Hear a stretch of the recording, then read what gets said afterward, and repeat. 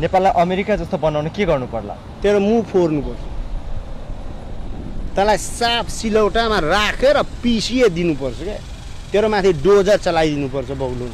यो कुन यार साफ श्रीमतीको डिबी परेर आएको मान्छे जस्तो छ यार, यो साला दिमाग खराब गरेछ यार। आफ्नो पैसाले मापसै गर्दैन नि यस्तोहरू, फोकटको खान्छ क्या। साफ हेर न अनुहार लोटरीको टिकट जस्तो छ, त्यो पनि नपर्ने क्या।